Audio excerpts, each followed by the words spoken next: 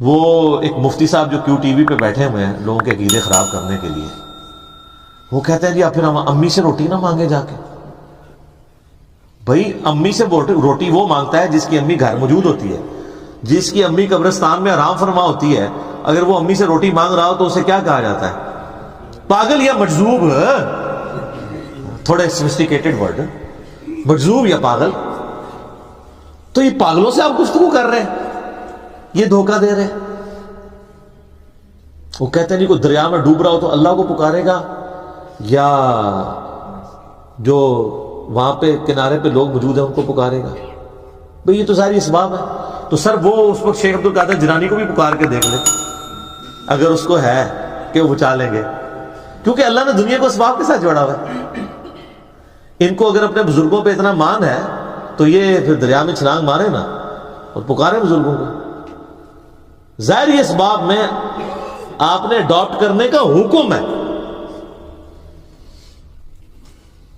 ہاں جو دعا مانگی جائے گی بغیر اسباب کے، آپ جو غائب میں مدد کے لیے پکار رہے ہوتے ہیں، مثلا یہاں بیٹھے میں ان کو کہتا ہوں مجھے پانی پلا دے، بالکل ٹھیک ہے، لیکن یہ بغداد میں قبر کے اندر ہے، میں کہتا ہوں مجھے پانی پلا دے، وہی جملہ شرک میں لے جائے۔ یہ ہے اصل مسئلہ۔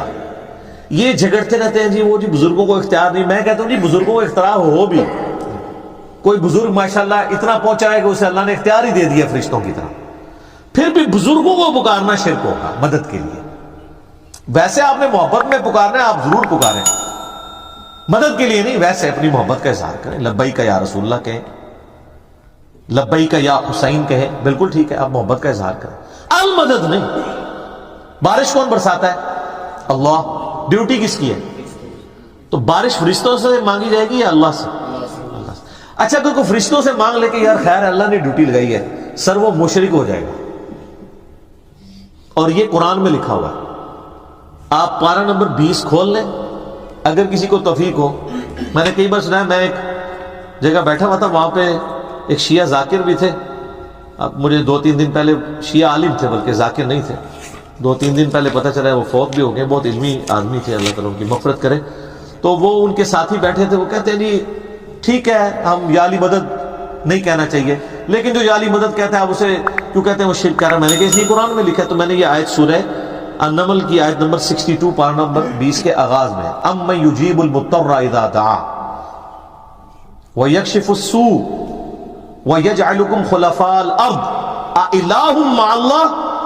بھلا بتاؤ تو کون ہے جو مصیبت میں گھرے ہوئے شخص کی فریاد کو سنتا ہے اور اس کی تکلیف اس سے دور کرتا ہے، اور تمہیں اپنے ماں باپ کے مرنے کے بعد خلیفہ کرتا ہے اس زمین پر۔ أَإِلَٰهٌ مَّعَ اللَّهِ، کیا اللہ کے ساتھ کوئی اور الہ بھی ہے جس کی ایکوالٹی ہو؟ قلیلا ما تذکرون، بڑے کم لوگ ہی نصیحت پکڑتے ہیں۔ تو میں نے کہا اللہ تعالیٰ کہہ رہا ہے کہ جس کے بارے میں تمہارا یہ عقیدہ ہے نا کہ وہ مصیبت اور پریشانی میں تمہارا مشکل کشا ہے، تو گویا الہ ہے وہ۔ اور سب سے پہلے تو مولا علی ان کے گریبان پکڑیں گے جنہوں نے مولا علی کے بارے میں عقیدہ گھڑ لیا۔ مولا علی بھی اپنی نمازوں میں اللہ کو پکارتے تھے، مولا علی کا ماننے والا بھی وہ ہوگا جو اللہ کو پکارے۔ پھر بڑے بڑے دھوکے ہیں جی، وہ کہتے ہیں جی وہ جی غیر اللہ سے مدد کہتے ہیں حرام ہے۔ اور کون کہتا ہے غیر اللہ سے مدد حرام ہے؟ آپ یہودی سے بھی مدد لیں، بخاری مسلم میں حدیث ہے، نبی علیہ السلام جب فوت ہوئے آپ کی زرہ ایک یہودی کے پاس گروی رکھی ہوئی تھی، لیکن جو سامنے موجود نہیں اس سے تو نہیں آپ اسباب کے طور پہ مدد لے سکتے۔ وہ جی قرآن میں غیر اللہ سے مدد کہا ہے، کدھر ہے جی؟ وہ کہتے ہیں وَاسْتَعِینُوا بِالصَّبْرِ وَالصَّلَاةِ، نماز اور صبر سے اللہ کی مدد چاہو۔ تو مدد تو اللہ کی چاہ رہے ہیں، یا یہ کہہ رہے ہیں کہ المدد یا نماز میری مشکل کشا، المدد یا صبر مشکل کشا۔ آگے نہیں پڑھتے ان اللہ مع الصابرین، صبر کرنے والوں کے ساتھ اللہ ہوگا۔ وہ کہتے ہیں حضرت عیسیٰ علیہ السلام نے کہا تھا من انصاری الی اللہ، کون ہے جو اللہ کے لیے میرا مشکل کشا بنے؟ وہ تو ظاہری اسباب میں، ہمارے نبی علیہ السلام کے بھی صحابہ آپ کے جو ساتھی تھے وہ آپ کے اسباب میں آپ کے مشکل کشا تھے، لیکن وہ والا مشکل کشا نہیں کہ جو آپ وہ سمجھ رہے ہیں۔ ورنہ اگر نبی کا مشکل کشا صحابہ اکرام تھے تو پھر تو ان کا مرتبہ اوپر ہو گیا۔ تو وہ صرف صحابہ مشکل کشا نہیں تھے، وہ یہودی جس نے نبی علیہ السلام کی زرہ گروی رکھ کے آپ کو کچھ دیا تھا وہ بھی مشکل کشا ہے۔ اور سب سے بڑا مشکل کشا سورج ہے۔ سورج اگر ختم ہو جائے تو زمین پہ نہ نباتات اپنا اگ سکتی ہیں، نہ حیوانات ان نباتات کو کھائیں گے، سب کچھ ختم ہو جائے گا. دنیا میں ہواؤں کا چلنا، موسموں کا بدلنا، یہ سب کچھ سورج کی وجہ سے ہے. تو کوئی کہتا ہے المدد یا سورج، کسی کے ذہن میں یہ وہم بھی آتا ہے کہ سورج مشکل کشا ہے، حالانکہ آپ کے بزرگ تو کچھ بھی نہیں کر سکتے جو کچھ سورج کر رہا ہے، اور سورج کو موت بھی نہیں ہے، یہ آپ کے بابے مر چکے ہیں. تو کہیں نا المدد یا سورج، کہیں گے نہیں جی سورج کا کیا کمال ہے، وہ تو اللہ نے اس کی ڈیوٹی لگائی ہوئی ہے، تو ہم اس کو کیوں پکارے، ہم اللہ کو کیوں نہ پکارے. تو بابوں کی بھی اگر ڈیوٹی لگی ہوئی ہے تو بابوں کو نہ پکارو، ویسے ڈیوٹی کو نہیں لگی ہوئی. اگر لگی بھی ہو for the sake of argument, تمہاری جعلی جو دلائل ہیں اس پہ ایگری کرتے ہوئے، پھر بھی ان کو نہیں آپ پکارو گے، شرک ہو جائے اور ناقابل معافی جرم ہو جائے. یہ اتنے سارے انہوں نے دھوکے دیے ہوئے ہیں، اور زیادہ تر ظاہری اسباب کے ذریعے دے رہے ہوتے ہیں. وہ جی صحیح بخاری میں حدیث ہے، ایک صحابی کی پنڈلی ٹوٹ گئی، وہ حضور کے پاس حاضر ہوا، آپ علیہ السلام نے ہاتھ پھیرا. بالکل ٹھیک ہے، لیکن آج اگر کسی کی پنڈلی ٹوٹے گی تو نبی علیہ السلام تو دنیا میں موجود نہیں ہے. اور اگر آپ کو اتنا شوق ہے تو آپ اپنی پنڈلی توڑیں، آپ کو روزہ شریف پہ لے جاتے ہیں، پتہ چل جائے گا جڑتی ہے کہ نہیں. نبی علیہ السلام دنیا میں موجود ہوں، ہم دعا کروانے کے لیے اپنے مسائل ان کے سامنے لے کے جائیں گے.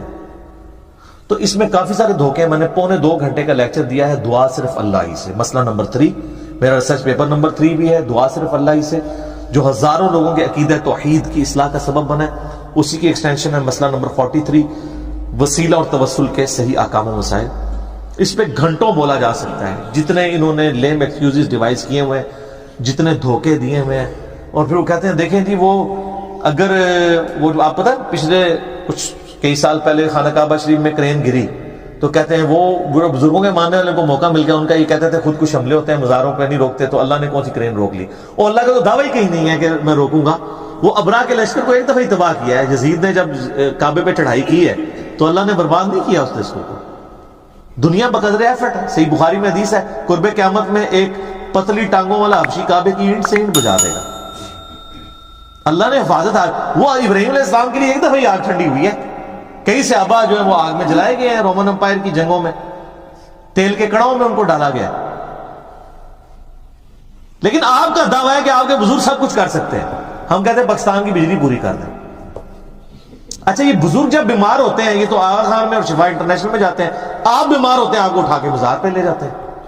آمدہ کوئی بزرگ بیمار ہو چیخے بھی مارتا رہے، اس کو کہ نہیں سر دسو جانا کہڑے مزار تے ہے، اسپتال نہیں تو کھڑنا. دنیا کے مہنگے ترین ہاسپٹلز میں یہ علاج کرواتے ہیں. آپ کو کہانیاں کرائیں گے کہ ہمارے پاس لے کے آؤ ہم بائی پاس کریں گے. کوئی دنیا کا بزرگ جو ہے وہ مجھے ختنہ کر کے بتائے. بائی پاس تو بہت بڑی چیز ہے، بلیڈ مارے بغیر، کیونکہ بائی پاس تو بغیر بلیڈ کے کرتے ہیں نا. وہ سب جھوٹ فراڈ، اور صحیح ہو رہا ہے آپ کے ساتھ، کیونکہ آپ نے دین بین لوگوں کے حوالے کیا ہو. تو دیکھیں پھر آپ کے ساتھ کیا کر رہے ہیں.